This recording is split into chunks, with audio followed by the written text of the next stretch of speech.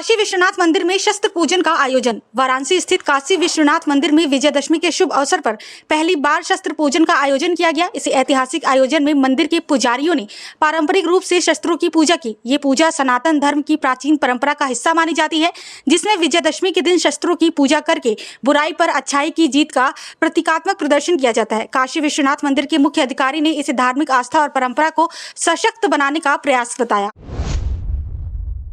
गाजियाबाद में झाड़ियों से मिली नवजात बच्ची, पुलिसकर्मी ने लिया गोद। गाजियाबाद के डासना इलाके में झाड़ियों से एक नवजात बच्ची मिली, जिसे एक पुलिसकर्मी ने गोद लेने का निर्णय किया। ये घटना तब सामने आई जब दुर्गा अष्टमी के दिन एक व्यक्ति ने झाड़ियों से बच्ची के रोने की आवाज सुनी और तुरंत पुलिस को सूचित किया। पुलिसकर्मी ने बच्ची की देखभाल की जिम्मेदारी ली और उसका मेडिकल परीक्षण कराया। ये घटना लोगों के बीच काफी चर्चा का विषय बनी और पुलिसकर्मी की प्रशंसा की जा रही है। सीएम योगी ने विजयदशमी पर गोरखनाथ मंदिर में विशेष पूजा की। उत्तर प्रदेश के मुख्यमंत्री योगी आदित्यनाथ ने विजयदशमी के अवसर पर गोरखनाथ मंदिर में विशेष पूजा अर्चना की। मुख्यमंत्री, जो गोरखनाथ मंदिर के महंत भी हैं, परंपरागत वेशभूषा में इस पूजा का नेतृत्व किया। इस दौरान उन्होंने शस्त्रों की पूजा भी की, जो नाथ पंथ की परंपरा का महत्वपूर्ण हिस्सा है। गोरखनाथ पीठाधीश्वर के रूप में उन्होंने गोरखनाथ जी की आरती भी की। ये आयोजन विजयदशमी के धार्मिक महत्व और मुख्यमंत्री की धार्मिक निष्ठा को दर्शाता है। मेरठ में पुलिस ने अपनी जान लेने की कोशिश कर रहे व्यक्ति को बचाया। मेरठ में पुलिस ने एक बड़ी दुर्घटना को टालते हुए एक व्यक्ति को खुद की जान लेने से बचाया। जानकारी के अनुसार पारिवारिक विवादों से परेशान होकर व्यक्ति ने खुदकुशी करने की योजना बनाई थी। पुलिस समय पर घटनास्थल पर पहुंची और व्यक्ति को रोकने में सफल रही। पुलिस की इस तत्परता ने एक जान बचाई और इस घटना को लेकर स्थानीय लोगों में पुलिस की प्रशंसा हो रही है। कानपुर में रोजगार मेला, युवाओं को मिलेगी 1000 से ज्यादा नौकरियां। कानपुर में आयोजित एक विशाल रोजगार मेले में 1000 से अधिक नौकरियों के अवसर प्रदान किए जा रहे हैं। ये मेला मुख्य रूप से युवाओं को रोजगार के अवसर प्रदान करने के लिए आयोजित किया गया है, जिसमें विभिन्न क्षेत्रों की कंपनियां भाग ले रही हैं। मेले में आने वाले युवाओं के लिए नौकरी के साक्षात्कार और काउंसलिंग सत्र आयोजित किए गए हैं। राज्य सरकार ने युवाओं के लिए रोजगार के इस अवसर को महत्वपूर्ण बताते हुए इसे प्रदेश के विकास की दिशा में एक अहम कदम बताया है। आयुष्मान भारत योजना में यूपी सबसे आगे, सबसे ज्यादा लाभार्थी। आयुष्मान भारत योजना के तहत उत्तर प्रदेश ने सबसे अधिक लाभार्थी पंजीकृत किए हैं। इस योजना के तहत गरीब और निम्न आय वर्ग के परिवारों को स्वास्थ्य सुविधाएं मुफ्त में उपलब्ध कराई जा रही हैं। उत्तर प्रदेश के विभिन्न जिलों में इस योजना के माध्यम से लाखों लोगों को इलाज की सुविधा मिली है। सरकार ने सफलता का श्रेय योजनाबद्ध कार्यों और स्वास्थ्य सेवाओं के विस्तार को दिया है। राज्य में आयुष्मान भारत के तहत स्वास्थ्य सेवाओं के लिए कई नए केंद्र भी खोले गए हैं। प्रधानमंत्री आवास योजना के तहत यूपी में 10 लाख घर वितरित। प्रधानमंत्री आवास योजना के तहत उत्तर प्रदेश में 10 लाख से अधिक गरीब परिवारों को घर वितरित किए गए हैं। इस योजना का उद्देश्य बेघर लोगों को सस्ती और अस्थायी आवास सुविधाएं प्रदान करना है।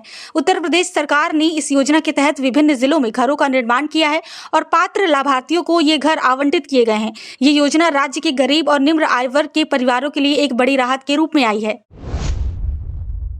यूपी सरकार का महिला सशक्तिकरण सम्मेलन आयोजित। उत्तर प्रदेश सरकार ने महिलाओं के सशक्तिकरण को बढ़ावा देने के लिए एक विशेष सम्मेलन का आयोजन किया।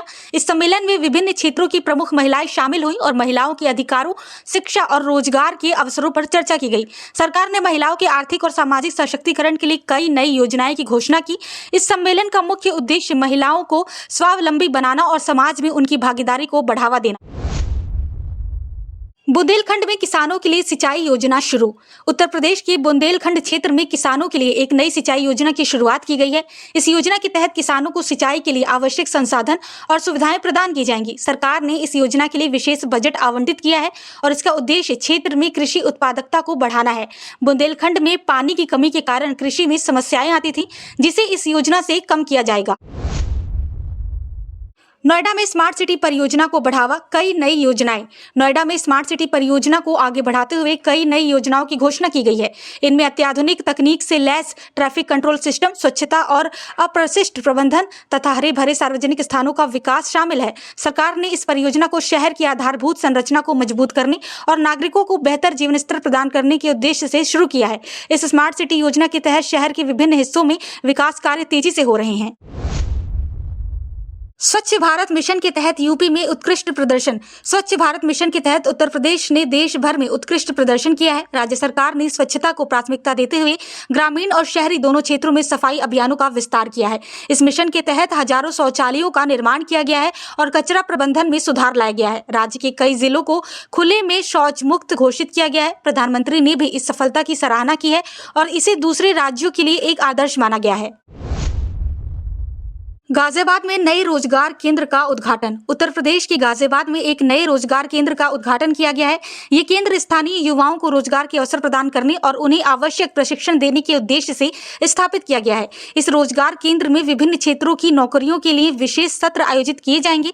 राज्य सरकार ने इसे बेरोजगारी को कम करने और युवाओं के कौशल विकास में एक महत्वपूर्ण कदम बताया है। रोजगार केंद्र के उद्घाटन के अवसर पर सैकड़ों लोग उपस्थित रहे और कई युवाओं को तत्काल नौकरियां भी मिली। ग्रामीण क्षेत्रों में महिलाओं के लिए नई रोजगार योजनाएं। उत्तर प्रदेश सरकार ने ग्रामीण क्षेत्रों में महिलाओं को आत्मनिर्भर बनाने के लिए नई रोजगार योजनाओं की शुरुआत की है। इन योजनाओं के तहत महिलाओं को विभिन्न क्षेत्रों में प्रशिक्षण दिया जाएगा और उन्हें छोटे व्यवसाय शुरू करने के लिए वित्तीय सहायता भी प्रदान की जाएगी। सरकार का उद्देश्य ग्रामीण महिलाओं को आर्थिक रूप से सशक्त बनाना और उन्हें आत्मनिर्भर की दिशा में प्रेरित करना है। इन योजनाओं से हजारों महिलाओं को अपने परिवार की आय बढ़ाने का अवसर मिलेगा। यूपी में डिजिटल शिक्षा के लिए 300 स्मार्ट क्लासरूम। उत्तर प्रदेश सरकार ने डिजिटल शिक्षा को बढ़ावा देने के लिए 300 नए स्मार्ट क्लासरूम स्थापित करने की योजना बनाई है। ये स्मार्ट क्लासरूम राज्य के विभिन्न सरकारी स्कूलों में स्थापित किए जाएंगे, जिससे छात्रों को आधुनिक तकनीक के साथ शिक्षा प्राप्त करने का अवसर मिलेगा। इस पहल का उद्देश्य छात्रों को डिजिटल कौशल से लैस करना और शिक्षा की गुणवत्ता में सुधार करना है। सरकार ने इस परियोजना के लिए विशेष बजट भी आवंटित किया है और इसे जल्द ही लागू करने की योजना बनाई है। आयुर्वेदिक चिकित्सा पर ध्यान केंद्रित करने के लिए राज्य सरकार की नई पहल। उत्तर प्रदेश सरकार ने आयुर्वेदिक चिकित्सा को बढ़ावा देने के लिए एक नई पहल की घोषणा की है। इस पहल के तहत राज्य में कई आयुर्वेदिक चिकित्सा केंद्र खोले जाएंगे, जहां लोगों को प्राकृतिक चिकित्सा और उपचार की सुविधाएं उपलब्ध कराई जाएंगी। सरकार का उद्देश्य पारंपरिक चिकित्सा पद्धतियों को बढ़ावा देना और लोगों को स्वस्थ जीवन शैली के प्रति जागरूक करना है। इस योजना के लिए राज्य सरकार ने विशेष बजट आवंटित किया है और अगले कुछ महीनों में इसे लागू करने की योजना बनाई है।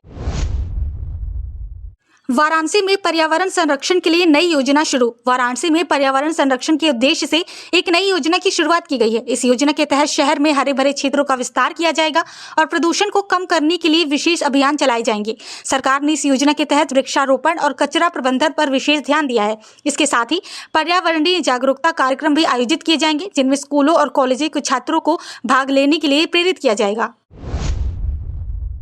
नोएडा ग्रेटर नोएडा एक्सप्रेसवे का विस्तार कार्य पूरा। नोएडा ग्रेटर नोएडा एक्सप्रेसवे के विस्तार कार्य को पूरा कर लिया गया है। ये एक्सप्रेसवे अब और अधिक क्षेत्रों को जोड़ते हुए यातायात को सुगम बनाने में मदद करेगा। इसके विस्तार से न केवल दिल्ली एनसीआर क्षेत्र में आने जाने वालों को लाभ होगा, बल्कि औद्योगिक क्षेत्रों के विकास में भी ये महत्वपूर्ण भूमिका निभाएगा। परियोजना के तहत सड़क की चौड़ाई बढ़ाई गई है और यातायात व्यवस्था को और बेहतर बनाने के लिए आधुनिक तकनीक का उपयोग किया गया है। ये एक्सप्रेसवे क्षेत्र में आर्थिक विकास को गति देगा।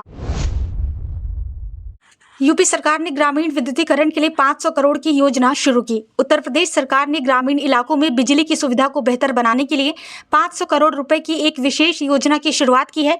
इस योजना का उद्देश्य प्रदेश के दूर दराज के गांवों तक बिजली पहुंचाना और उन क्षेत्रों में बिजली की उपलब्धता को सुधारना है, जहां अब तक बिजली की सुविधा नहीं थी। इस योजना के तहत सरकार ग्रामीण क्षेत्रों में सोलर ऊर्जा और अन्य वैकल्पिक ऊर्जा स्रोतों का भी उपाय। गाजियाबाद में प्रमुख उद्योग केंद्र का विस्तार। गाजियाबाद में उद्योग क्षेत्र के विस्तार की योजना पर काम तेजी से हो रहा है। सरकार ने इस उद्योग केंद्र को और अधिक उन्नत बनाने और यहां नए उद्योग स्थापित करने के लिए विशेष योजनाएं बनाई हैं। इससे न केवल रोजगार के अवसरों में वृद्धि होगी, बल्कि स्थानीय अर्थव्यवस्था को भी बल मिलेगा। उद्योग केंद्र के विस्तार से गाजियाबाद के औद्योगिक उत्पादन में महत्वपूर्ण सुधार होने की उम्मीद है। सरकार ने इस परियोजना के लिए वित्तीय सहायता भी प्रदान की है। उत्तर प्रदेश में नई स्वास्थ्य योजनाएं लागू। उत्तर प्रदेश सरकार ने राज्य में स्वास्थ्य सेवाओं को बेहतर बनाने के लिए कई नई योजनाओं की घोषणा की है। इनमें मुख्य रूप से ग्रामीण क्षेत्रों में प्राथमिक स्वास्थ्य केंद्रों की स्थापना, मातृ एवं शिशु स्वास्थ्य सेवाओं में सुधार और आधुनिक चिकित्सा उपकरणों का उपयोग शामिल है। इन योजनाओं का उद्देश्य स्वास्थ्य सेवाओं की पहुंच को और अधिक प्रभावी बनाना और लोगों को बेहतर चिकित्सा सुविधाएं प्रदान करना है। सरकार ने इन योजनाओं के लिए बड़ा बजट आवंटित किया है।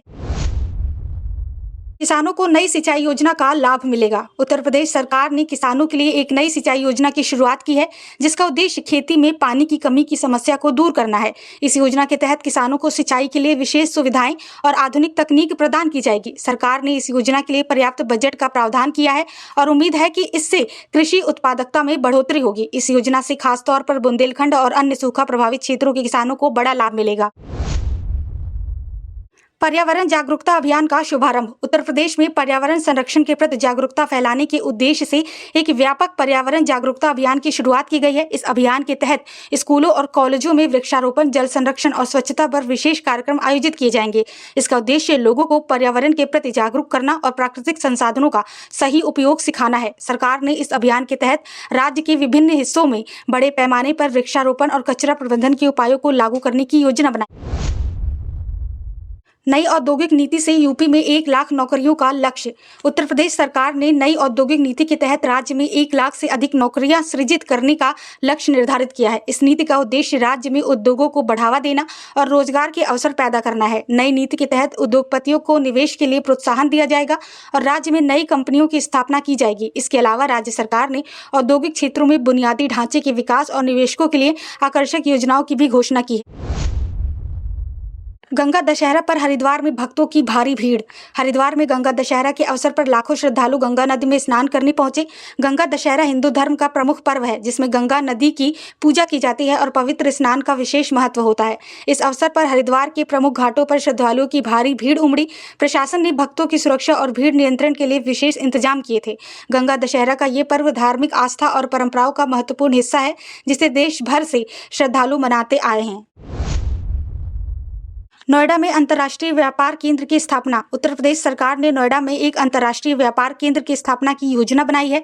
इस केंद्र का उद्देश्य अंतर्राष्ट्रीय व्यापार को बढ़ावा देना और राज्य में विदेशी निवेशक को आकर्षित करना है। व्यापार केंद्र में आधुनिक सुविधाएं होंगी, जहां देश और विदेश से आए व्यापारी अपने व्यापारिक गतिविधियों को सुगमता से संचालित कर सकेंगे। ये परियोजना राज्य के औद्योगिक विकास को गति देगी और नोएडा को व्यापारिक हब के रूप में स्थापित करेगी।